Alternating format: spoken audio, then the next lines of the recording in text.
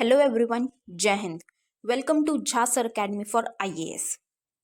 Guys, यहाँ पे आपको सिविल सर्विसेज की प्रिपरेशन कराई जाती है और हेल्प की जाती है कि आपको किस तरीके से प्रिपेयर करना है।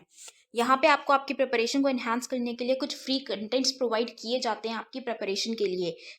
कहाँ पे आपको यूट्यूब प्लेलिस्ट में मिल जाएगा। आप यूट्यूब पे जब जाएंगे तो आपको वहाँ पे वेरियस प्लेलिस्ट अवेलेबल होंगी, जहाँ पे आपको जो डेली करंट अफेयर्स के लेक्चर्स अपलोड किए जाते हैं आपको उनकी प्रॉपर तरीके से प्लेलिस्ट अवेलेबल होगी। उसी के साथ साथ आपको मंथली प्लेलिस्ट भी मिलेगी करंट अफेयर्स की और ईयरली प्लेलिस्ट भी मिलेगी। और साथ ही जो करंट अफेयर्स डेली बेसिस पे आप लोगों को प्रोवाइड किए जाते हैं उन्हीं की फ्री ऑफ कॉस्ट आपको पीडीएफ्स भी दी जाती है हमारे टेलीग्राम चैनल पे। सो गाइज, अगर आपने टेलीग्राम चैनल ज्वाइन नहीं किया है तो तुरंत डिस्क्रिप्शन बॉक्स में जाइए, वहाँ पे आपको लिंक प्रोवाइडेड होगा जहाँ से आप हमारे चैनल को ज्वाइन कर सकते हैं और वहाँ से आप हमारी सारी पीडीएफ्स का एक्सेस ले सकते हैं। और उसी के साथ साथ गाइज, आप लोगों के लिए एक बहुत ही अच्छा इनिशिएटिव स्टार्ट किया गया है मेंस के प्रीवियस ईयर क्वेश्चन एनालिसिस का। आपको आपके लिए डेली बेसिस पर एनालिसिस किया जाता है और उसकी आप लोगों को प्लेलिस्ट प्रोवाइडेड है हमारे यूट्यूब चैनल पे ही। अलग अलग पेपर में प्रोवाइडेड है आप लोगों के कन्वीनियंस के लिए, GS1, GS2, GS3 and GS4 की। उसी के साथ साथ आप लोगों के लिए जीएस के अलग अलग सब्जेक्ट्स की भी प्लेलिस्ट अवेलेबल है। इकोनॉमिक्स है, जैसे सीसैट की आप लोगों के पास प्लेलिस्ट होगी और हिस्ट्री की भी प्लेलिस्ट आपको मिल जाएगी जो कि बिल्कुल फ्री होगी, वो आपको यूट्यूब पे ही अवेलेबल होगी। और इन्हीं प्लेलिस्ट में साथ ही साथ नए नए कंटेंट्स भी रेगुलर बेसिस पे ऐड ऑन किए जाएंगे, जिसके लिए आप लोगों को झा सर अकेडमी को रेगुलरली फॉलो करना है और अपनी प्रिपरेशन को एनहांस करना है, राइट। और उसी के साथ साथ गाइज, कुछ पेड कोर्सेज भी हैं जो आप लोगों के लिए लाए गए हैं Jha sir academy for IAS के द्वारा, जो जिन पेड कोर्सेज को झा सर खुद पर्सनली मेंटोर करते हैं, खुद उसको रिलेट करते हैं। जैसे कि जीएस का प्री प्लस मेंस बैच है गाइस, बिल्कुल जीरो से तैयारी करवाई जा रही है। झा सर खुद तैयारी करवाते हैं, पर्सनल गाइडेंस आपको दी जाती है, प्रॉपर तरीके से आपको अटेंशन प्रोवाइड की जाती है और बिल्कुल बेसिक से आपको तैयारी करवाई जा रही है आपकी प्रिपरेशन को एनहांस करने के लिए, राइट। तो आप इन कोर्सेज को भी ज़रूर ज्वाइन कीजिए। जैसे कि एक मेंस का भी आंसर राइटिंग का टेस्ट सीरीज बैच चल रहा है और प्रीलिम्स का भी टेस्ट सीरीज कोर्स चल रहा है गाइज, जो आपको हमारी ऐप पे टेस्ट सीरीज प्रोवाइड की जाएंगी। 10,000 क्वेश्चंस की आपको प्रैक्टिस कराई जाएगी। वो 10,000 क्वेश्चंस आपको कहाँ पे अवेलेबल होंगे? Jha sir academy for IAS की वेबसाइट पे भी अवेलेबल है और हमारा एक ऐप भी है Jha sir academy for IAS. आप अगर डालेंगे तो प्ले स्टोर से आपको वो ऐप मिल जाएगी, आप उसको डाउनलोड कर सकते हैं। वहाँ पे आपको प्रीलिम्स की टेस्ट सीरीज का एक्सेस भी मिल जाएगा और उसी के साथ साथ इतनी बेहतरीन ऐप है कि आपको वहाँ पे स्टडी टूल्स भी अवेलेबल हैं कि आपकी जो स्टडी है आप उसको ट्रैक कर सकते हैं कि आप कितना टाइम इफेक्टिवली स्टडी कर रहे हैं। तो इस ऐप को गाइज ज़रूर ज्वाइन कीजिएगा, डाउनलोड कीजिएगा और वेबसाइट भी अवेलेबल है। उस वेबसाइट पे भी आप जाके सब कुछ एक्सेस कर सकते हैं जो कि ऐप पे अवेलेबल है, right. So guys, Jha sir academy को रेगुलरली फॉलो करते रहिएगा।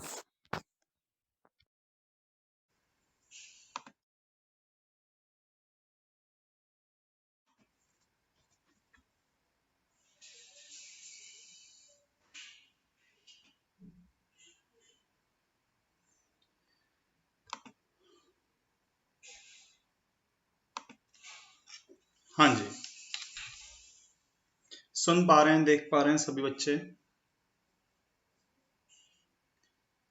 सभी बच्चों का बहुत बहुत स्वागत है भाई हमारी क्लास में। तो हम मेंसुरेशन में भी क्या पढ़ रहे थे अपन? मेंसुरेशन में भी पॉलीगन पढ़ रहे थे, है ना। तो पॉलीगन को कंटिन्यू करेंगे। आ जाइए सभी सभी विद्यार्थी आ जाइए फटाफट।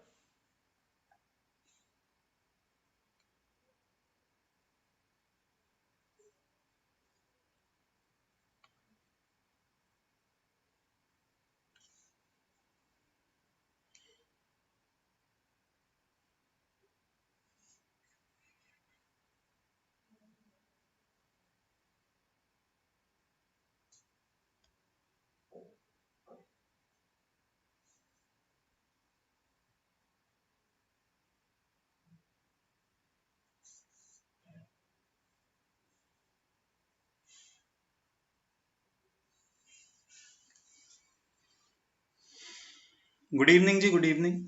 राकेश जी, प्रीत जी, अंसारी जी,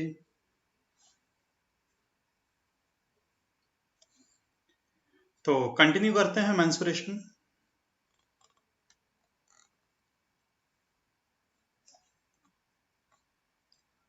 बहुत बहुत स्वागत है सभी विद्यार्थियों का। तो बेटा ये वाला क्वेश्चन हमने कर लिया था, number of diagonals in hexagon और number of diagonals in decagon. और ये डायगोनल वाला हमने कर लिया था, ये भी हो गया था। ये वाला अपन करना है ना, ये वाला अपने को करना है, यहां से अपन करते हैं। गुड इवनिंग जी सत्य प्रकाश जी। हाँ जी करो, ये वाला क्वेश्चन करके बताओ बेटा। If one interior angle of a regular polygon is 5 by 6 times of the interior angle of a regular pentagon, तो number of sides of polygon ये आपसे पूछा जा रहा है। गुड इवनिंग जी प्रियंका जी, बहुत बहुत स्वागत है आपका। करो बेटा ये वाला क्वेश्चन ट्राई करो।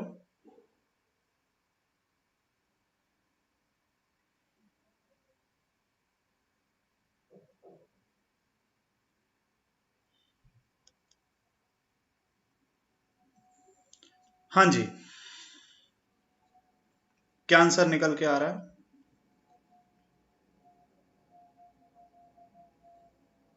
चलो देखो मैं करता हूं। बोल रहे हैं कि इंटीरियर एंगल है रेगुलर पॉलीगन का जो 5/6 गुना है इंटीरियर एंगल किसके, पेंटागन के। पंचभुज के इंटीरियर एंगल का 5/6 गुना। अब सबसे पहले तो ये पता होगी पेंटागन का इंटीरियर होता क्या है। बेटा पेंटागन का इंटीरियर होता है 108 डिग्री। पता है कि नहीं पता आप लोगों को? पेंटागन का इंटीरियर क्या होता है बेटा, 108 डिग्री। कैसे पता? मैं 180 माइनस 360 बाय एन लगाऊंगा और एन की जगह क्या पुट करूंगा बेटा, मैं 5 पुट करूंगा। तो 180 माइनस 72 बराबर क्या है, 108। ठीक है ना, 108। ये क्या है, ये आपका इंटीरियर एंगल है पेंटागन का। पर इसका 108 का 5/6 गुना आप करो, ये कितना आ रहा है, 90। तो ऐसी आकृति जिसका आंतरिक कोण 90 है उसमें भुजाएं कितनी होती हैं बेटा, किसका होता है, 90। हाँ जी, अगर आंतरिक 90 है, अगर इंटीरियर एंगल 90 है तो एक्सटीरियर भी तो कितना होगा, एक्सटीरियर भी तो 90 होगा। बिल्कुल सही कहा बेटा, स्क्वायर। एक्सटीरियर भी 90, तो 360/n बराबर 90 अगर मैं रखता हूं तो n बराबर क्या आ जाएगा, 4 आ जाएगा। मतलब आकृति में भुजाओं की संख्या क्या हो जाएगी, 4 हो जाएगी। बहुत बढ़िया अंसारी जी, एकदम सही कहा। पहले तो हमने क्या किया बेटा, पहले हमने इंटीरियर एंगल पता किया किसका, पहले हमने इंटीरियर एंगल निकाला है पेंटागन का। पेंटागन का इंटीरियर पता पड़ गया तो उसका 5/6 गुना किया तो कितना है, 90। अब 90 किसका होता है तो पता पड़ गया, स्क्वायर होता है। यह कोई भी 4 भुजाओं की आकृति, इंटीरियर क्या होगा बेटा, 90 डिग्री होगा। तो भुजाएं कितनी होंगी, 4। बोलो सभी बच्चे सहमत हैं इस बात से?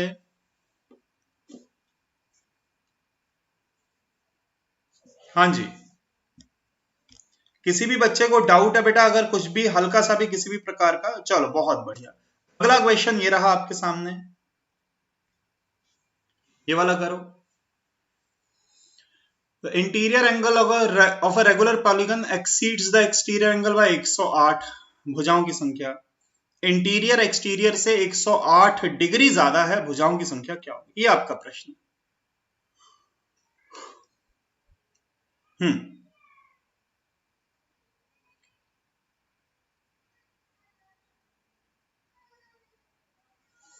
इंटीरियर एक्सटीरियर से कितना ज्यादा है, 108 डिग्री ज्यादा है भाई।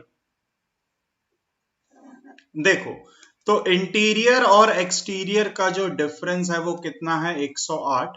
और इंटीरियर प्लस एक्सटीरियर बराबर मैं जानता हूं कितना होता है, 180। मैं दोनों समीकरण को घटाऊंगा, घटाने पे ट्वाइस ऑफ एक्सटीरियर बराबर निकल के आएगा 72। तो एक्सटीरियर बराबर क्या आ रहा है, 36।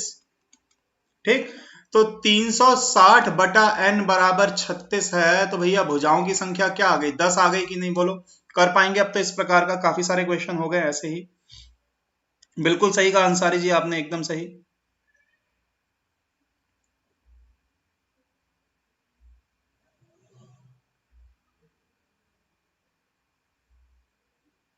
बढ़े भाई, आगे बढ़े। बिल्कुल सही शंकर जी, एकदम सही है बेटा। किसी को डाउट हो तो पूछ लेना, है ना। चलो नेक्स्ट क्वेश्चन ये रहा। एक एंगल पंचभुज का 140 बोल रहा है और बाकी बचे एंगल का जो रेशो है वो 1 2 3 4 है। तो सबसे बड़ा एंगल कौन सा होगा इनमें? हाँ जी,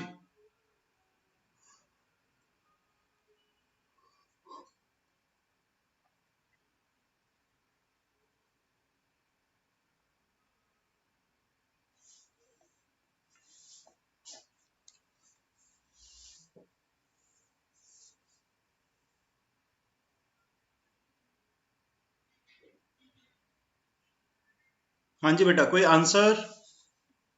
कोई आंसर नहीं अभी तक। देखो किसकी बात हो रही है? पेंटागन की। किसकी बात हो रही है? पेंटागन की। पेंटागन का जो सबसे बड़ा एंगल होता है, वैसे पेंटागन का 180 गुणा n-2 से आप टोटल निकाल सकते हो।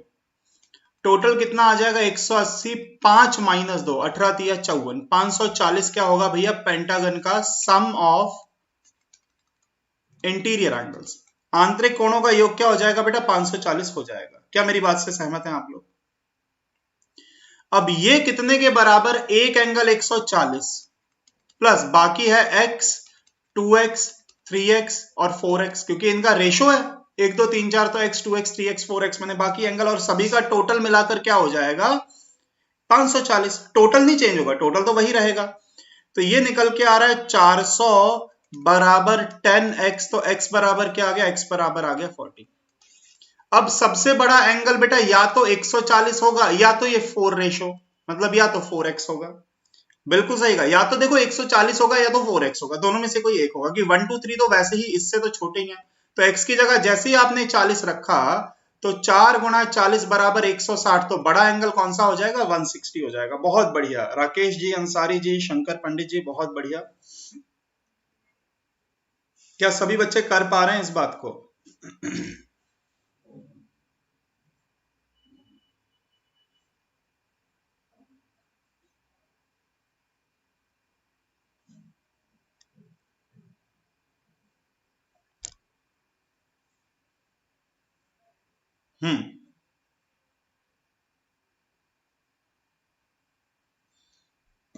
चलो अगला क्वेश्चन, ये थोड़ा कठिन सवाल है, ये थोड़ा कॉम्प्लिकेटेड क्वेश्चन है। Difference between the exterior angle of n-1 sided polygon and n+2 sided polygon, ये आपको 6 डिग्री दिया है, तो n की वैल्यू आपसे पूछी जा रही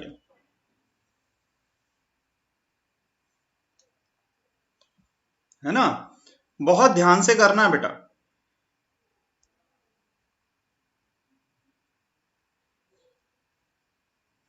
मैं आपको ऑप्शंस दे देता हूं। ऑप्शन है आपके पास 11 है, 12 है, 13 है और 15 है, ये ऑप्शंस हैं। बाय ऑप्शन करेंगे तो शायद जल्दी काम हो जाए, क्योंकि वैसे तो जटिल है, वैसे तो काफी कॉम्प्लिकेटेड है क्वेश्चन।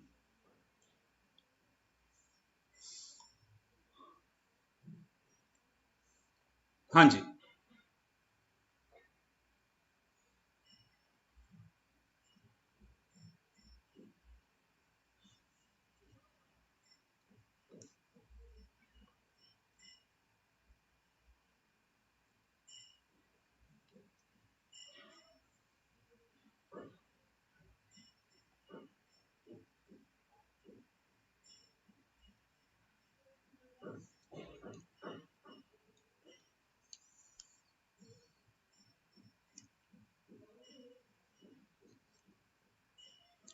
बोलो जी, बात समझ में आ रही है सभी बच्चों को?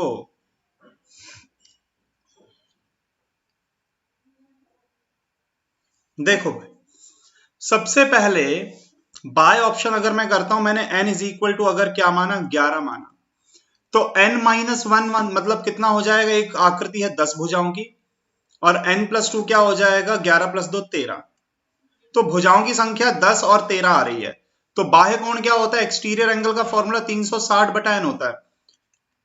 360/10 तो कटेगा, पर 360/13 कटेगा नहीं, ये तो आंसर नहीं हो सकता। क्या मेरी बात समझ में आ रही है भाई? n इज इक्वल टू 11 अगर मैं उठाऊंगा तो n-1 भुजाओं वाला बहुभुज कौन सा हो गया जिसकी 10 भुजाएं, n+2 वाला कौन सा हो गया 13 भुजाएं। भाई 360/13 नहीं कटेगा। अगर मैंने 12 उठाया तो 12 अगर मैंने उठाया तो n-1 आएगा 11 और n+2 कितना आ जाएगा 14। 360 से कटेगा क्या भाई? 360 से नहीं कटेगा, ये भी नहीं हो सकता। 13 उठाया तो n-1 हो गया 12, n+2 हो गया 15। क्या 360 से कट रहा है? 360 से कट रहा है, हाँ जी बिल्कुल। 30 डिग्री कितना 24 डिग्री। अंतर कितना बाह्य कोणों का 6 डिग्री। 6 ही तो चाहिए था, तो मतलब n बराबर क्या हो जाएगा 13। बोलो बात समझ में आएगी नहीं? पहले आप n निकाल, भुजाओं की संख्या निकालोगे n-1 और n+2 करके, बाह्य कोण निकाल लोगे 360 बटा भुजाओं की संख्या करके 360 divided by number of side से आपका बाह्य कोण आ जाता है, एक्सटीरियर एंगल। हाँ जी।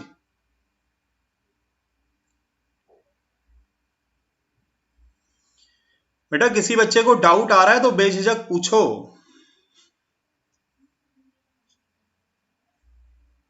बिल्कुल 13 एकदम सही है। 13 एकदम सही है, क्योंकि आप जब 13 उठाते हो तो आप n-1 और n+2 निकालोगे तो एक ही आएगा 13 के अनुसार, एक 12 आएगा और एक 15 आएगा। तो भुजाओं की संख्या जो सॉरी नंबर ऑफ साइड्स पता पड़ गई। तो बाह्य कोण 360/12 और 360/15 से आप निकालोगे तो 30 डिग्री और 24 डिग्री आएगा। तो डिफरेंस कितना 6 डिग्री आ रहा है, जो कि बिल्कुल सही है। उम्मीद करता हूं बच्चे सहमत होंगे। अगला क्वेश्चन।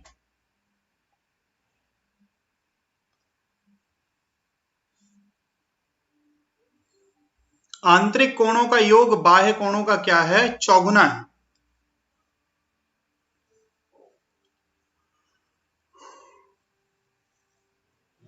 हाँ जी।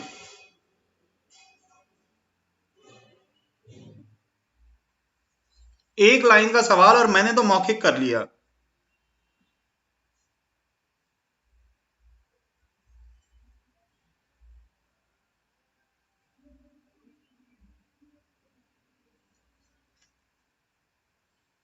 देखो कल मैंने आपको बताया था कि इंटीरियर और एक्सटीरियर का जो रेशो होता है वो n-2/2 होता है। क्या आप लोगों को याद है ये बात? n-2/2 होता है बेटा इंटीरियर और एक्सटीरियर का रेशो। तो अगर एक्सटीरियर 1 है तो आंतरिक चौगुना है, 4 टाइम्स है ना, इंटीरियर 4 गुना। तो यहां से n-2 बराबर हो गया 4 दूनी 8, n बराबर क्या हो गया 10। यहीं पर बात आपकी खत्म हो गई। बोलो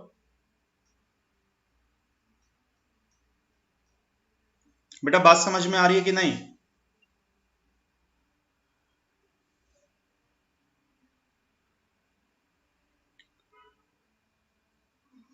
सीधा सीधा रेशो है ना, नहीं आया? देखो राकेश जी, जो योग होता है आंतरिक कोणों का योग 180 गुणा n-2, बाह्य कोणों का योग क्या होता है 360 होता है। तो आंतरिक कोणों का योग जो है बाह्य कोणों का कितना है 4 गुना है। अभी ठीक है कि इंटीरियर एंगल्स का सम होता है 180 n-2, एक्सटीरियर एंगल का सम होता है 360। तो इंटीरियर का जो सम है एक्सटीरियर का कितना है 4 गुना। तो 180 से कटा 2 बार, तो n-2 बराबर क्या आ गया जी 8। तो n बराबर क्या आ गया जी 10। अभी ठीक है। और ये मैंने रेशो लिखा है, इंटीरियर और एक्सटीरियर का रेशो n-2/2 फॉर्मूला है डायरेक्ट राकेश जी, बराबर 4/1 रख दो आप, क्योंकि इंटीरियर चौगुना है बाह्य कोणों का, एक्सटीरियर का चौगुना है। चलो ठीक, बहुत बढ़िया बहुत बढ़िया। आप ये ना शॉर्टकट्स हैं, ये आपको अगर याद होंगे तो आपका सवाल जल्दी हो जाएगा, और इतना जल्दी कि आप दिमाग में ही कर लोगे कि क्रॉस मल्टीप्लाई करके 2 जोड़ना था बस। चलो अगला। Ratio between the number of sides of two regular polygon is 1:2 and the ratio of their each exterior angle is 3:4. Number of sides of these polygon, हाँ ये करो।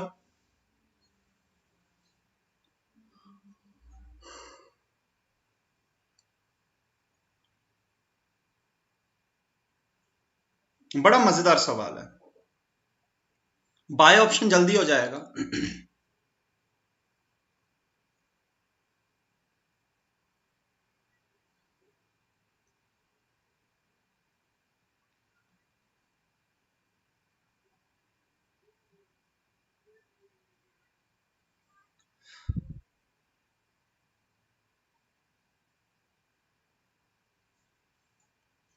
भुजाओं की संख्या है 1:2, बाह्य कोणों का सॉरी इंटीरियर एंगल का रेशियो है 3:4। हाँ जी, देखो इनमें से सबसे पहले वो ऑप्शन उठाओ जिसमें नंबर ऑफ साइड्स का रेशियो 1:2 है, तो वो तो यहां भी है, यहां भी है, यहां नहीं है, यहां भी है। साइड्स का रेशियो, भुजाओं की संख्या का अनुपात क्या है 1:2, तो वो आपको दिख रहा है 3 ऑप्शन में है। अब अगर भुजाएं 3 और 6 है तो बाह्य कोण निकाल लो आप फटाफट से। 360/3 बाह्य कोण हो गया 120 और बाह्य कोण क्या हो जाएगा भाई 60, 360/6। तो बाह्य कोण पता है तो 180 में से घटा के आंतरिक कोण भी आ जाएंगे 60 और 120। क्या रेशो आंतरिक कोणों का 3-4 बन रहा है? तो आप कहोगे नहीं सर ये तो 1-2 बन रहा है, ये तो 1-2 बन रहा है, मतलब ये तो गलत है। बात समझ में आ गई नहीं? 3-6 तो गलत है। अब अगर मैं 5 और 10 उठाऊं, साइड्स का रेशो 1-2, बाह्य कोण 360/5 और 360/10 कितना 72 डिग्री एंड 36 डिग्री। आंतरिक कोण तो आप कहोगे सर 108 और कितना 144। काटो ऐसे, 12 के पहाड़ से काटोगे 9 बार 12 बार और कट रहा है 3:4। सही है, 3:4, तो 510 आपके क्वेश्चन का आंसर होगा। देखो भुजाओं से आप सीधा सीधा बाह्य कोण निकाल सकते हो, भुजाओं की संख्या पता है तो एक्सटीरियर तो निकाल ही लोगे ना भाई। 360/n करके आप क्या निकाल लोगे? एक्सटीरियर एंगल निकाल लोगे। एक्सटीरियर आ गए तो 180 में से घटा के आपने इंटीरियर निकाल लिया, फिर इनका रेशियो चेक कर लिया कि 3-4 बन रहा है, अगर बन रहा है तो ये सही आंसर है। भाई बात समझ में आई कि नहीं?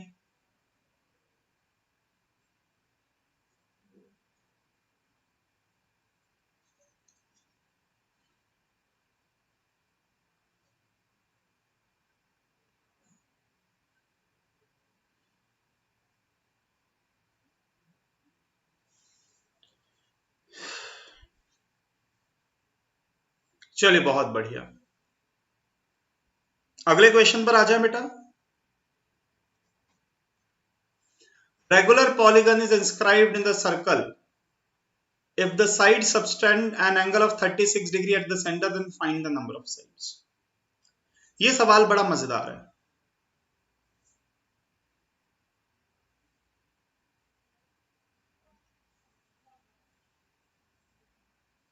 देखो समबहुभुज है, अब समबहुभुज किसी वृत्त के अंदर बनाया गया, इसका जो भुजा है वो केंद्र पर क्या है 36 डिग्री का कोण बनाती है। अब मेरी बात को समझो, जैसे ये आपने सर्कल बना लिया,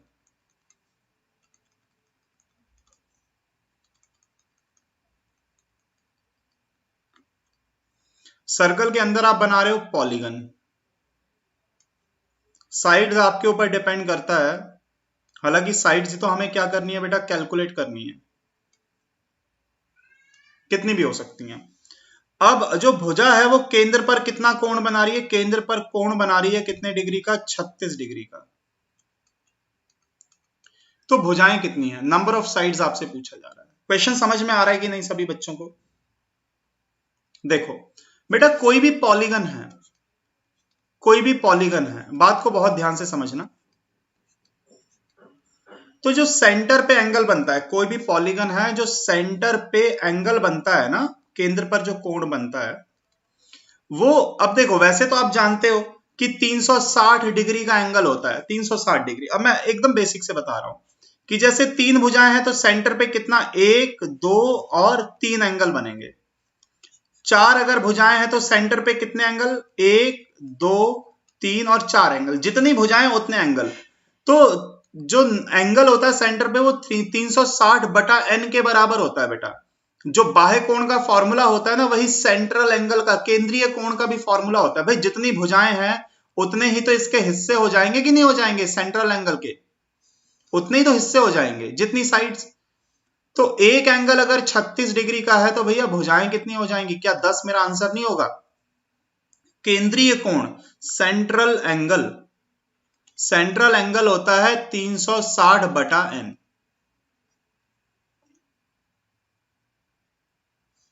बोलो हाँ या ना? तो बेटा भुजाओं की संख्या क्या होगी? 10 हो जाएगी। राकेश जी 5 क्यों जी? 10 होगी ना? बोलो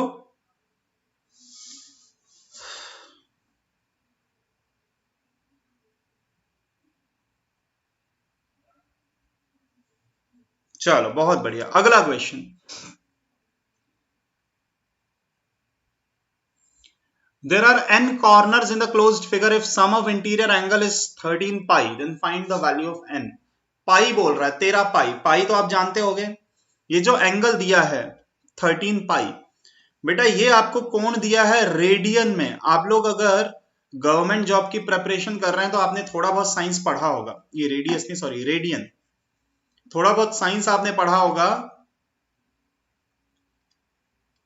जिसमें आपने 7 तो फंडामेंटल यूनिट्स पढ़ी होंगी, 7 तो मूल इकाइयां होती हैं, 2 व्युत्पन्न इकाइयां होती हैं, डिराइव्ड यूनिट्स, सॉरी व्युत्पन्न नहीं, फंडामेंटल होती हैं और सप्लीमेंट्री यूनिट्स होती हैं। Supplementary units is equal to, एक होता है प्लेन एंगल, समतल कोण के मापन की इकाई क्या होती है रेडियन, और सॉलिड एंगल के मापन की इकाई क्या होती है ठोस कोण या घन कोण, स्टेरेडियन। फिजिक्स में आपने पढ़ा होगा ये सब, है ना।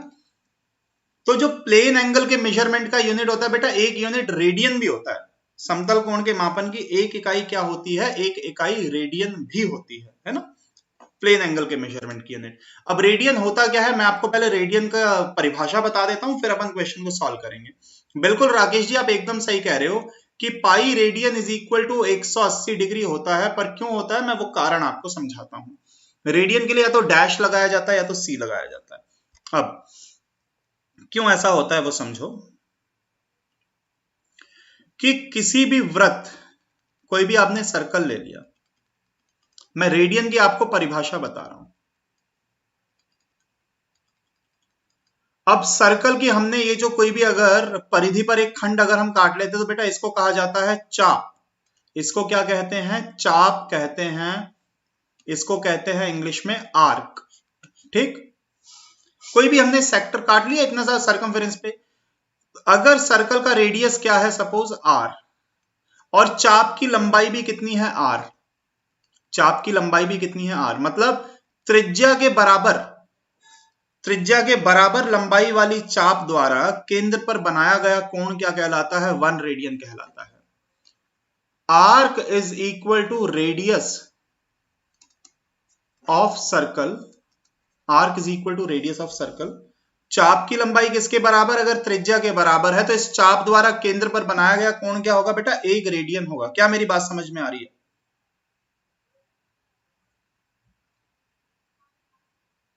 ठीक, हाँ जी। तो अगर r के बराबर है तो एंगल क्या हो जाएगा, 1 रेडियन। अगर 2 गुना r है, चाप जो है त्रिज्या की 2 गुनी है, तो एंगल क्या हो जाएगा, 1 रेडियन और हो जाएगा, तो रेडियन क्या हो जाएगा, 2 रेडियन।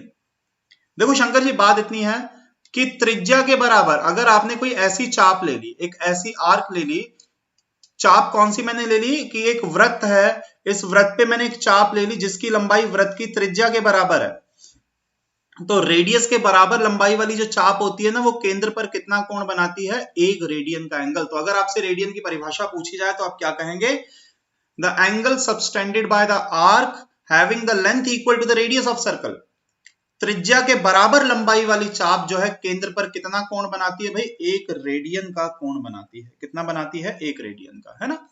तो आप सीधा सीधा एंगल का फॉर्मूला भी कह सकते हो कि चाप बटा त्रिज्या, चाप बटा क्या हो जाएगा, त्रिज्या हो जाएगा, मतलब arc upon radius, arc upon radius, ये आपका फॉर्मूला हो गया। ठीक, सीधा सीधा, ठीक है ना। तो अगर चाप किसके बराबर है, चाप अगर रेडियस के बराबर, चाप किसके बराबर, त्रिज्या के बराबर, तो एंगल क्या आ जाएगा, 1। अब अगर मैं कहूं कि पूरे सर्कल की चाप ले लो, पूरे सर्कल की, तो पूरे सर्कल की चाप क्या हो जाएगी, 2 पाई आर, भाई परिधि हो गई ना पूरे सर्कल की, डिवाइडेड बाय आर, तो एंगल कितना हो जाएगा, एंगल हो जाएगा 2 पाई रेडियन। पर डिग्री में तो पूरा का पूरा 360 के बराबर होता है ना, तो पाई रेडियन बराबर क्या हो जाएगा बेटा, 180 डिग्री हो जाएगा। पाई रेडियन बराबर क्या हो जाएगा, 180 डिग्री हो जाएगा। ये चीज मैं आपको समझा रहा हूं कि पाई रेडियन बराबर कितना होता है, 180 डिग्री होता है। ये चीज आपको पता होनी चाहिए। ठीक, तो इतनी सब चर्चा के बाद मैंने आपको ये बता दिया कि pi radian is equal to कितना हो गया, 180 डिग्री। तो आंतरिक कोणों का योग 180 इंटू n माइनस 2 बराबर 13 गुणा 180। पाई की जगह मैंने 180 रखा, तो भैया n बराबर क्या आ गया 15। बात खत्म। ठीक है ना, कोणों का योग 13 पाई बोल रहा था, तो मैंने 13 गुणा 180 कर दिया, डिग्री में कन्वर्ट कर दिया। सहमत है क्या भैया आप लोग मेरी बात से?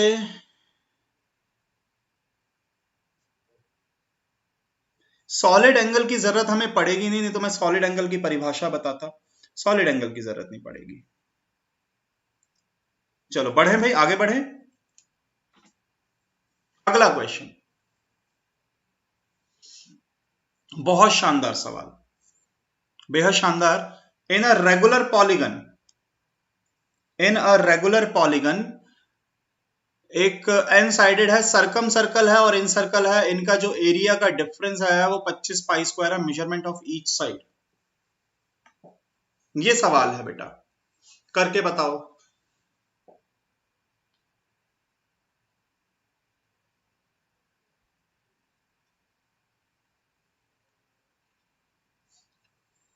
खैर ये हो नहीं पाएगा, आप लोग से नहीं हो पाएगा, क्योंकि अगर आपको फॉर्मूला नहीं पता तो ये क्वेश्चन करना नामुमकिन है। डेरिवेशन आप लोग कर नहीं पाओगे, बहुत लंबा डेरिवेशन है। मैं डायरेक्ट आपको फॉर्मूला बताता हूं। जैसे कोई भी पॉलीगन है, एग्जाम्पल के लिए हम त्रिभुज ले लेते हैं, सुनना ध्यान से। ये जो मैं फॉर्मूला अब आप लोग को बता रहा हूं, ये नंबर ऑफ साइड्स के ऊपर डिपेंड नहीं करता। मैंने क्या ले लिया, त्रिभुज ले लिया। त्रिभुज में एक हमने बनाया इन सर्कल, एक हमने बनाया सरकम सर्कल। तो इनका जो एरिया है, इनका डिफरेंस, बाहर वाले सर्कल में से अगर मैं अंदर वाला सर्कल माइनस कर दूंगा तो बेटा यही बचेगा। तो ये जो एरिया होता है परिव्रत बाह्यव्रत, मतलब परिव्रत और अंतःव्रत का जो अंतर होता है, इसका फॉर्मूला होता है पाई ए स्क्वायर बाय 4। सीधा सीधा डायरेक्ट फॉर्मूला है, एग्जाम में काफी बार आ चुका है। तो pi A square by 4 formula है किसका, परिव्रत और अंतःव्रत के बीच का क्षेत्रफल, जो कि आपको सीधा सीधा 25 पाई बोल रहा है। कितना बोल रहा है आपसे, ये 25 पाई बोल रहा है, 25 पाई। तो भैया पाई से पाई कटा, ए स्क्वायर बराबर 100 हो गया, तो ए बराबर क्या आ जाएगा भाई 10 आ जाएगा।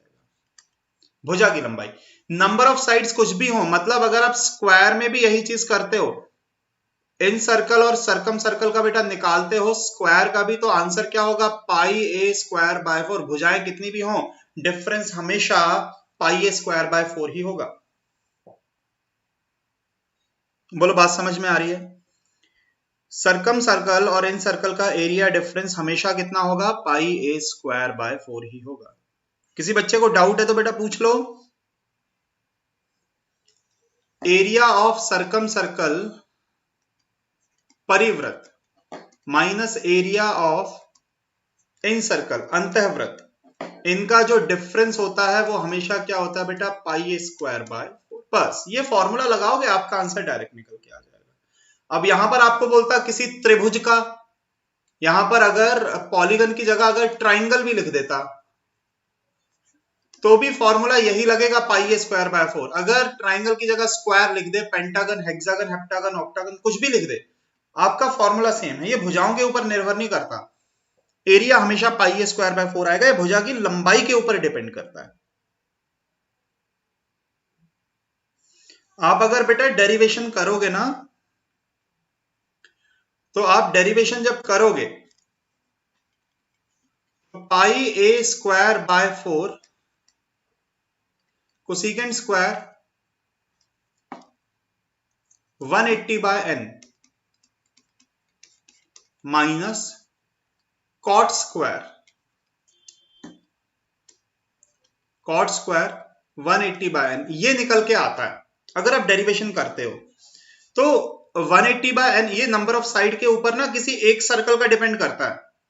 अगर आप किसी ट्राइंगल का सिर्फ अंतःव्रत का ही निकालोगे तो भुजाओं के ऊपर डिपेंड करेगा, परिव्रत का निकालोगे तो भुजाओं के ऊपर, पर इनका जो डिफरेंस होता है ना, उसमें pi A square by 4 common लोगे तो cosecant square theta minus cot square theta, आपने ट्रिग्नोमेट्री पढ़ी होगी, 1 होता है।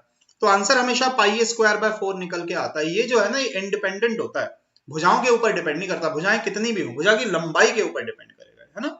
चलो ठीक। If the diagonal of two square are in the ratio of 2:5, their area. अच्छा, अब आगे बढ़ने के लिए अब आपको मैं बहुत सारी चीजें पढ़ाऊंगा। यहां तक बेटा आपका पॉलीगन हुआ समाप्त। यहां तक क्या समाप्त हो गया? आपका बहुभुज। जितने कल मैंने फॉर्मूलाज आपको सिखाए थे, जितने फॉर्मूला मैंने बताए थे, वो यहां तक आपके हो जाते हैं खत्म।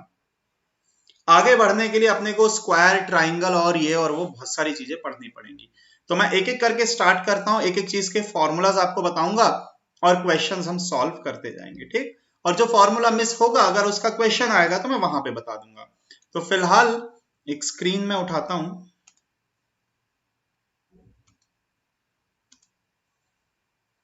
सुनना ध्यान से। सबसे पहले हम बात कर रहे हैं त्रिभुज की, ट्राइंगल की। तो ट्राइंगल के बारे में, ट्राइंगल कोई सा भी हो बेटा, इसका एरिया होता है, अगर ये इसका बेस है और ये अगर इसकी हाइट है, तो इसका एरिया होता है 1/2 बेस इंटू हाइट। उम्मीद करता हूं सभी बच्चों को ये फॉर्मूला पता होगा। Area half of base into height, ये फॉर्मूला होता है, ठीक।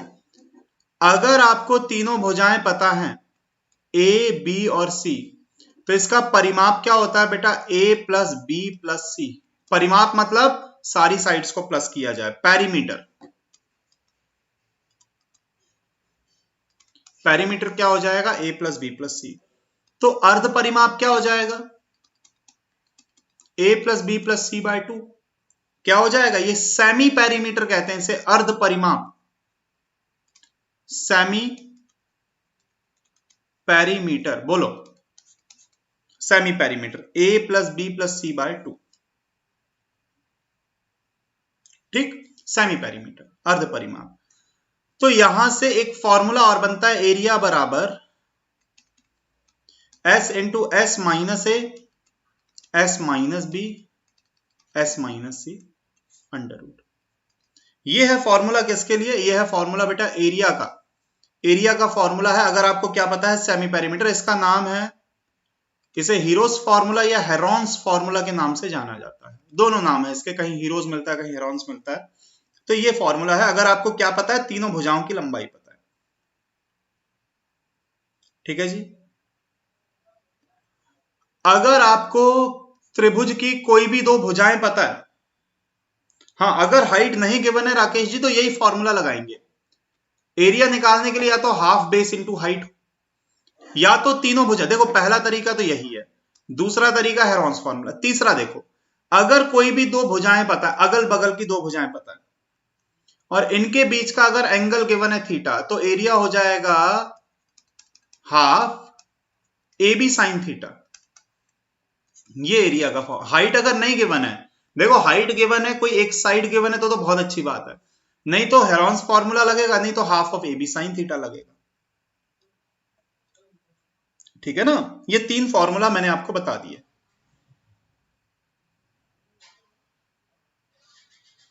बोलो, बात समझ में आ रही है? किसी बच्चे को कोई डाउट है तो बेटा पूछो यहां तक, ठीक है जी। यस या नो कमेंट करो बेटा, समझ में आ रहा है कि नहीं आ रहा कुछ, ठीक है ना। तो half of a b sine theta, और ये एक फॉर्मूला ये, और एक formula half of base into height. यहां तक आप कर लो, इसके बाद और आगे बढ़ते हैं। अच्छा, ये हमने क्वेश्चन कर लिया था। ये एक और, अब मैं एक और व्हाइट स्क्रीन ले लेता हूं। देखो, ये है ट्राइंगल, ये ट्राइंगल है हमारा। ये मैंने बनाया बेटा, इसमें अंतःवृत्त, अंतःवृत्त इन सर्कल, जो तीनों साइड्स को क्या करेगा? टच करेगा।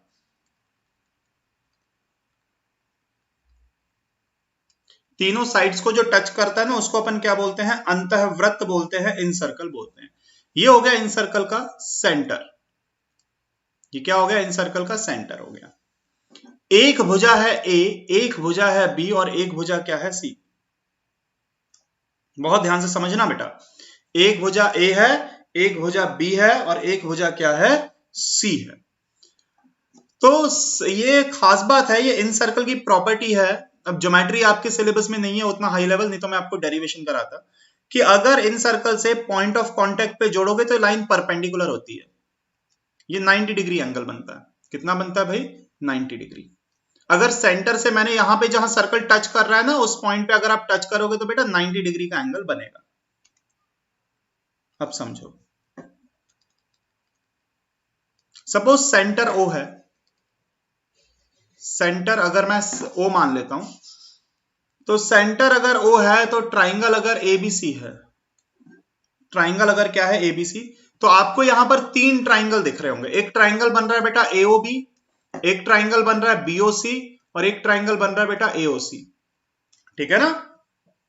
3 ट्राइंगल बन रहे हैं कि नहीं? ठीक, तो तीनों ट्राइंगल का जो एरिया है वो प्लस करके क्या वो एबीसी के बराबर होगा? बोलो हाँ या ना। तीनों ट्राइंगल्स का अगर मैं एरिया प्लस करूंगा तो एबीसी के बराबर हो जाएगा भाई, सीधी सीधी बात है। ठीक, अब मैंने लंबाइयां क्या मानी हुई है? एबीसी मैंने लंबाइयां मानी हुई है, भुजाओं की लंबाइयां हमने क्या मानी है? ए बी और सी, ये हमारी साइड्स की लेंथ है। तो ट्राइंगल ए ओ बी का एरिया, ये जो ट्राइंगल है इसको मैं हाईलाइट कर देता हूं, ट्राइंगल एओबी का एरिया यहां से लेके यहां तक, और ये ट्राइंगल एओबी है, इसका एरिया क्या होगा? इसका एरिया क्या होगा? देखो बेटा ये जो चीज है ये क्या है? आप कहोगे सर ये सर्कल का रेडियस है। क्या ये सर्कल का रेडियस नहीं है? बोलो, है ना? ये सर्कल का क्या है? रेडियस है। तो ये जो ट्राइंगल का एरिया है ये होगा 1/2, ये हो जाएगा आधार, ये होगा बेस, और हाइट क्या हो जाएगी? ये रेडियस जो होगा सर्कल का ये बन जाएगी हमारी हाइट, प्लस नीचे वाले ट्राइंगल का एरिया निकालोगे बीओसी का तो 1/2 हाफ बेस, इस बार क्या हो जाएगा? इस बार ये सी हो जाएगा बेस, और ट्राइंगल की हाइट क्या हो जाएगी? रेडियस के बराबर, half of c into r, और तीसरे वाले का हो जाएगा half of b into r, बराबर एरिया पूरे ट्राइंगल का एबीसी का। बोलो बात समझ में आई कि नहीं? तो अगर मैं रेडियस कॉमन ले लूं तो आप कहोगे sir a/2 plus b/2 plus c/2 बचेगा, तो r ये हो गया a plus b plus c/2 बराबर area. a plus b plus c/2 क्या हो जाएगा? मैंने अभी आपको बताया ये होता है सेमी पेरीमीटर, अर्ध परिमाप। तो सॉरी ये r है, तो जो radius of in circle into semi perimeter area के बराबर, तो एरिया निकालने का एक और फॉर्मूला मिला हमें। एरिया निकालने का एक और फॉर्मूला मैंने आपको बता दिया। क्या है फॉर्मूला? कि रेडियस में अगर सेमी पेरीमीटर को मल्टीप्लाई किया जाए तो बेटा एरिया ऑफ ट्राइंगल निकल के आ जाएगा। क्या मेरी बात समझ पा रहे हैं आप लोग? हाँ जी। आर क्या है? अंतःवृत्त की त्रिज्या, radius of incircle. R क्या है? Radius of incircle. Hello, हाँ जी, वो कमलाक्ष सर की चल रही थी। ठीक, हाँ जी हाँ जी।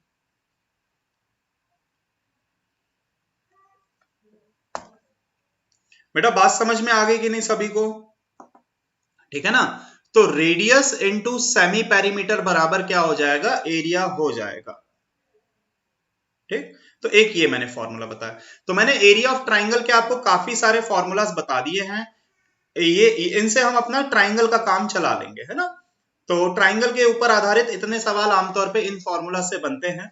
हालांकि और भी बहुत सारी चीजें हैं वो हम ज्योमेट्री में कवर करते हैं। तो अब बढ़ते हैं आगे। अब बात करते हैं बेटा स्क्वायर की। ये नोट किया, स्क्रीनशॉट लेना हो तो बेटा ले सकते हो। अब मैं आता हूं स्क्वायर के ऊपर।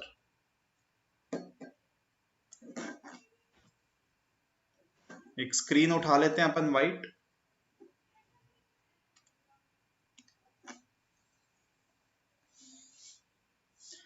हाँ, वो इक्विलेटरल ट्राइंगल बनेगा राकेश जी। देखो, अगर सारी की सारी साइड्स इक्वल हैं, ए और ए, तो एरिया हो जाएगा इक्विलेटरल ट्राइंगल का area is equal to √3/4a²।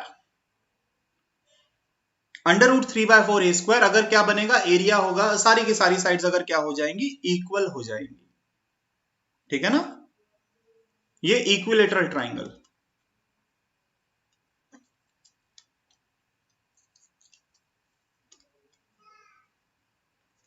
इसकी जो हाइट होती है वो होती है √3/2 इंटू साइड। ये दोनों चीजें जरूरी हैं। ये मैं इक्विलेटरल का बताना ही भूल गया कि एरिया जो होता है इक्विलेटरल ट्राइंगल का, कोई दिक्कत नहीं, कोई दिक्कत नहीं, आपने याद दिला दिया, सभी बच्चों को याद आ गया होगा अब तो। √3/4 a² होता है और जो हाइट होती है वो √3/2a होता है ना। ये हम कर भी सकते हैं, डिराइव भी कर सकते हैं। देखो, आप चाहो तो ट्रिग्नोमेट्री लगाओ, चाहो तो पाइथागोरस लगाओ। कैसे कि एंगल होता है 60, भुजा है a, तो जो हाइट है वो आप निकाल सकते हो sin 60 लगा के, कि sin 60 बराबर होता है परपेंडिकुलर मतलब हाइट अपॉन हाइपोटेनियस। sin 60 की वैल्यू होती है √3/2, √3/2 बराबर h अपॉन a, तो यहां से h कितना निकल के आ जाएगा √3/2 इंटू a। एरिया क्या होता है, तो आप कहोगे सर एरिया होता है हाफ बेस इंटू हाइट, तो इक्विलेटरल ट्राइंगल है तो बेस तो क्या होगा, a होगा, और हाइट क्या होगी, √3/2a होगी, तो ये हो जाएगा √3/4a²। उम्मीद करता हूं सभी बच्चे इस बात से सहमत होंगे, ठीक है ना।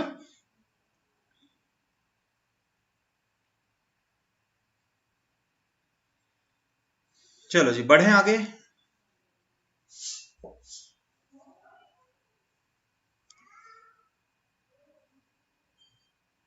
चलो ठीक, तो अब मैं स्क्वायर के बारे में आपको बताता हूं। मैं एक और व्हाइट स्क्रीन उठा लेता हूं यहाँ पे,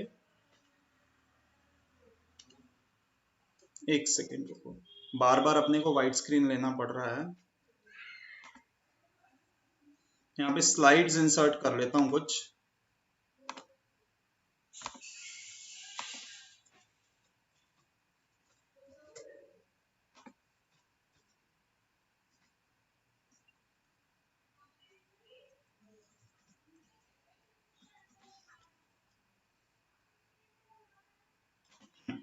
ठीक है, तो स्क्वायर की बात करते हैं थोड़ा सा। स्क्वायर एक ऐसी आकृति जिसकी सारी sides equal, all sides equal,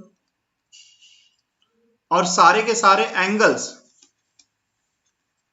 all angles भी क्या होते हैं, इक्वल। इक्वल मतलब कितने होते हैं, 90 डिग्री होते हैं। जिसकी चारों भुजाएं, भुजाएं कितनी होंगी बेटा, 4 साइड्स होंगी, चारों भुजाएं भी बराबर है और एंगल भी अगर बराबर, बराबर मतलब कितने, 90 डिग्री है, तो अपन इसको क्या बोलते हैं, इसको अपन स्क्वायर बोलते हैं, ठीक है ना। जैसे ये ए है, तो इसका सबसे पहले आप एरिया की बात करोगे तो एरिया क्या हो जाएगा बेटा, इसका एरिया होता है a²। उम्मीद करता हूं बच्चे सहमत होंगे, इस पे कोई चर्चा करने की जरूरत नहीं है। एरिया a², आप कहो तो अपन डिराइव भी कर सकते हैं, कोई बड़ी बात नहीं है। एरिया क्या हो जाएगा बेटा, a² हो जाएगा, ठीक। Area a²। पेरीमीटर क्या हो जाएगा, सारी साइड्स तो अगर a है, सारी साइड्स अगर a है, परिमाप मतलब भुजाओं का योग, तो पेरीमीटर क्या होता है बेटा, पेरीमीटर होता है 4 इंटू a, ठीक है ना। पेरीमीटर क्या हो जाएगा, 4 इंटू ए हो जाएगा, ठीक। पेरीमीटर हुआ 4a। इसके बाद इसका जो डायगोनल है, विकर्ण, वो आप पाइथागोरस से निकाल सकते हो। √a² प्लस a² बराबर ट्वाइस ऑफ a², वो भी रूट में, तो ये हो जाएगा √2 तो रहेगा ही, a बाहर आ जाएगा, तो √2a। √2a क्या हो जाएगा, आपका पेरीमीटर हो जाएगा। पेरीमीटर बराबर क्या हो जाएगा, √2a हो जाएगा। सॉरी पेरीमीटर नहीं, डायगोनल, बाय मिस्टेक मैंने पेरीमीटर लिख लिया। डायगोनल जो विकर्ण है, जो डायगोनल है बेटा, वो कितना हो जाएगा, √2 इंटू a हो जाएगा। बोलो बात समझ में आई कि नहीं आई। हाँ डायगोनल, बिल्कुल राकेश जी, डायगोनल, डायगोनल कितना, √2a हो जाएगा। अब मेरी बात को समझना, अगर आपने क्या किया बेटा, एक स्क्वायर लिया, एक इसके अंदर आपने सर्कल बनाया और एक इसके आपने बाहर सर्कल बनाया, एक अंदर सर्कल बनाया, एक बाहर सर्कल बनाया, थोड़ा बड़ा बनाते हैं। एक हमने क्या ले लिया, स्क्वायर, एक इसके अंदर हमने क्या बना लिया, सर्कल, और एक हमने क्या बना लिया, इसके बाहर बना लिया एक सर्कल। ठीक, अब ये जो दो सर्कल बन रहे हैं, अच्छा अब अगर मैं पूछूं कि अंदर वाले सर्कल का रेडियस क्या है, तो आप कहोगे सर स्क्वायर की साइड अगर a थी तो अंदर वाले सर्कल का जो रेडियस होगा वो a/2 होगा। बोलो हाँ या ना, भुजा का आधा। ठीक, अब अगर स्क्वायर का डायगोनल होता है √2a, तो डायगोनल का आधा करेंगे, अगर आधा करेंगे तो बाहर वाले सर्कल का रेडियस आ जाएगा √2a का आधा। ठीक, बाहर वाले सर्कल का रेडियस। बात समझ में आ रही है कि नहीं भाई? डायगोनल जो है डायमीटर है बाहर वाले सर्कल का, जो विकर्ण है ना वो बाहर वाले सर्कल का बेटा क्या है? डायामीटर है, वो तो व्यास है, उसका आधा करोगे तो रेडियस आएगा। तो अगर मैं दोनों का रेडियस रेशो निकालूं तो क्या हो जाएगा? a/2 रेशो √2a/2, 2 से 2 कटा, a से a कटा, 1 रेशो √2। ये रेडियस रेशो हुआ। ये क्या हुआ? Radius ratio. ठीक है ना, 1 रेशो √2 क्या हो गया? दोनों का रेडियस रेशो हो गया। अगर सरकमफेरेंस की बात करूं, बाहर वाले सर्कल और सॉरी अंदर वाले सर्कल और बाहर वाले सर्कल का सरकमफेरेंस, तो सरकमफेरेंस तो आप जानते हो ना 2πr होता है बेटा। परिधि क्या होती है? 2πr। तो अंदर वाले सर्कल की 2π स्मॉल आर, बाहर वाले सर्कल की 2π कैपिटल आर, 2π से 2π घटा तो सरकमफेरेंस का रेशो भी रेडियस रेशो के बराबर, मतलब वो भी क्या होगा? 1 रेशो √2 होगा। बोलो सरकमफेरेंस का रेशो क्या होगा? 1 रेशो √2 होगा। शंकर जी देखो, जो अंदर वाला सर्कल है उसका रेडियस है a/2, भुजा का आधा करोगे तो अंदर वाले सर्कल का रेडियस आ जाएगा ना, यही तो है अंदर वाले सर्कल का रेडियस, जो कि भुजा का क्या है? आधा। और बाहर वाले सर्कल का रेडियस मतलब डायगोनल का आधा, √2a डायगोनल होता है उसका आधा। तो रेशो निकालेंगे तो 2 से 2 कटेगा, a से कटेगा, तो 1 रेशो √2 हो गया रेडियस रेशो। 1 रेशो √2 क्या हो गया? रेडियस रेशो हो गया। ठीक, और सरकमफेरेंस क्या होती है? तो आप जानते हो सरकमफेरेंस होता है 2πr, 2πr, तो 2π से 2π कटा, रेडियस रेशो क्या हो गया? 1 रेशो √2। रेडियस रेशो क्या हो गया? 1 रेशो √2 हो गया। सॉरी, रेडियस रेशो के बराबर ही सरकमफेरेंस का रेशो, सरकमफेरेंस रेशो भी क्या हो जाएगा? रेडियस रेशो के बराबर। अगर मैं एरिया की बात करूं तो एरिया आप जानते हो πr² ratio pi capital R², ये एरिया रेशो होगा।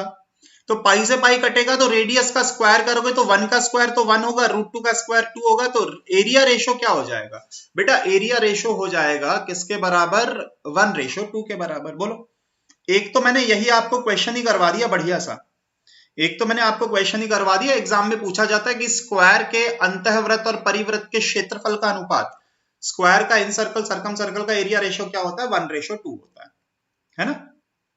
अब आप कुल मिला के ये बात याद कर लो कि अगर आपको स्क्वायर की साइड, जैसे एक स्क्वायर है जिसकी साइड है a, दूसरा स्क्वायर है जिसकी साइड है b, तो इसमें आपने सर्कल बना दिया, बाहर दोनों का सर्कम सर्कल बना दिया या कुछ भी इन सर्कल बना दिया, तो रेडियस रेशो भी a b होगा, सरकमफेरेंस रेशो भी a b होगा, पर एरिया रेशो क्या हो जाएगा? a² b² हो जाएगा, है ना।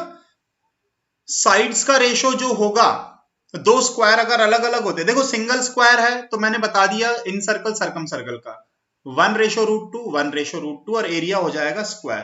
पर दो अलग अलग स्क्वायर है, एक स्क्वायर छोटा है एक स्क्वायर बड़ा है, भुजा ए और बी है, तो इनके जो सर्कल बनेंगे, चाहे दोनों का अंतःवृत्त बना लो चाहे दोनों का क्या बना लो? परिवृत्त, तो सीधा सीधा साइड्स के रेशो के बराबर हो जाएगा। ए बी हो जाएगा रेडियस और सरकमफेरेंस का, स्क्वायर करने पे क्या आ जाएगा? Area ratio. बोलो बात समझ में आ रही है कि नहीं? ठीक, तो ये स्क्वायर के बारे में मैंने आपको कुछ एक चीजें बता दी हैं। जैसे एक क्वेश्चन भी अपन जो कर रहे थे ये वाला, if the diagonal of two square are in the ratio of 2:5, तो एरिया का रेशो क्या होगा? अब डायगोनल का अगर 2:5 है तो बेटा एरिया का क्या हो जाएगा? स्क्वायर कर दो, 4:25, बात खत्म। डायगोनल पता है तो जो डायगोनल का रेशो होगा वही तो साइड का भी रेशो होगा। बोलो, अभी मैंने बताई थी बात, दो स्क्वायर्स की जो साइड का रेशो है वही इनका डायगोनल क्या होगा? √2a, और इसका डायगोनल क्या हो जाएगा बेटा? √2b। तो रेशो तो क्या बनेगा, सॉरी √2a है, रेशो तो क्या बनेगा, √2a रेशो √2b, तो ये तो कट जाएगा। तो ए बी जो डायगोनल का रेशो होता है ना वो साइड्स के रेशो के बराबर ही होता है, तो स्क्वायर करने पे सीधा सीधा क्या आ जाएगा, एरिया रेशो आ जाएगा। बोलो मेरी बात समझ में आ रही है कि नहीं आपको? ठीक है जी, ये मैंने आपको बता दिया बेटा स्क्वायर के बारे में, है ना। स्क्वायर के बारे में कुछ एक चीजें अपन ने डिस्कस करी। अब मैं आपको बताता हूं रेक्टेंगल के बारे में। अब मैं आपको रेक्टेंगल के बारे में बताता हूं। रेक्टेंगल की परिभाषा ये होती है कि ऑल एंगल्स इक्वल, इक्वल मतलब 90 डिग्री।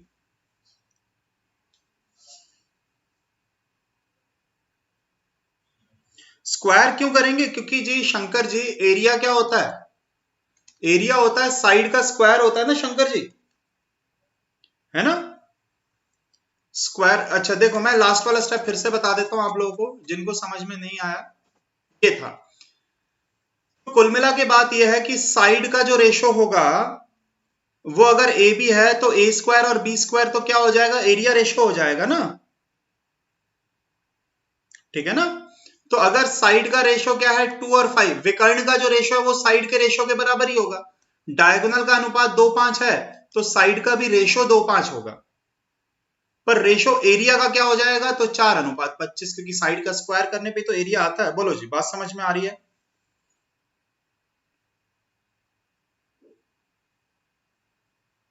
ठीक है राकेश जी, आपको भी समझ में आ गया होगा उम्मीद करता हूं। बात करते हैं रेक्टेंगल की।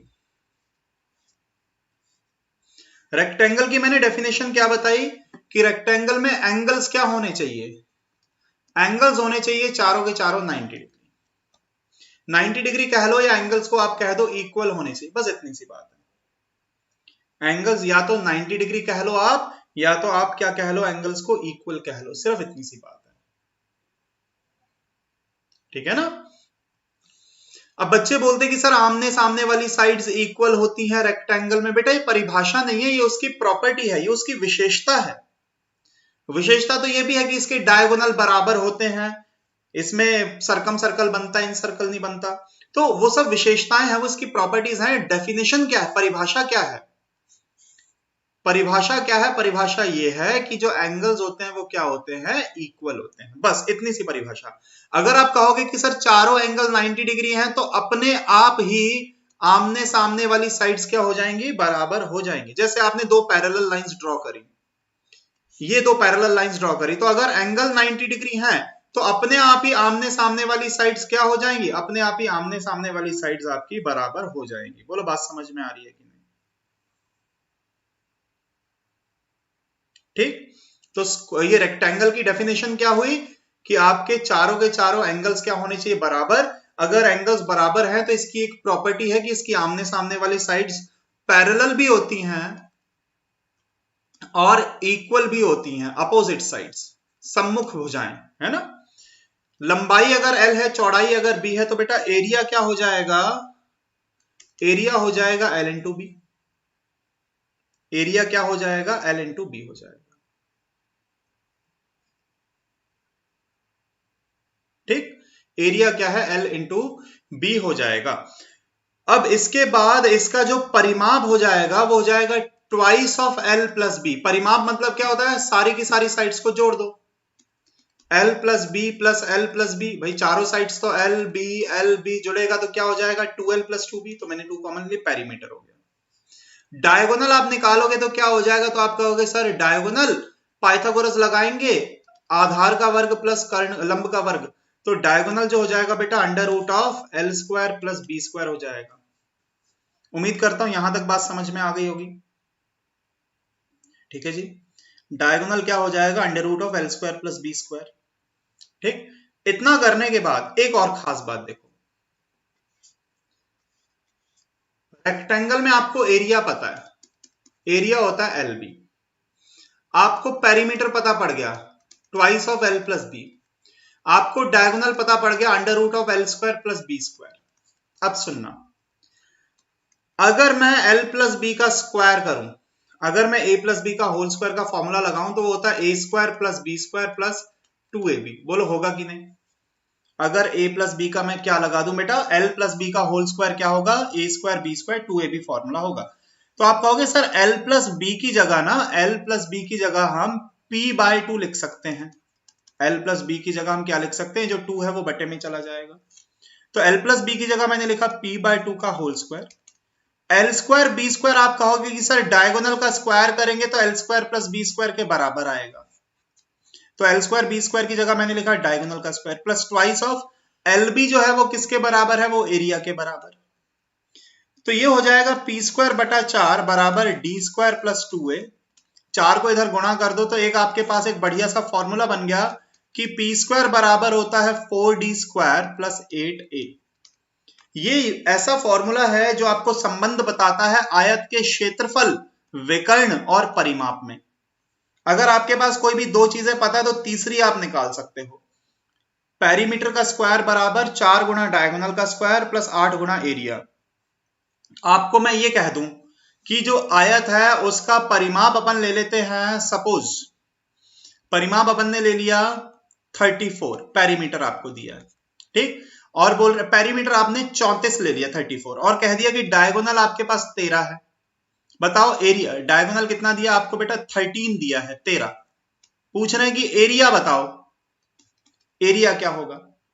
तो आपको पेरीमीटर और डायगोनल पता है। अब एरिया के लिए आप सोचते हो कि सर एरिया के लिए तो साइड दी होनी जरूरी है।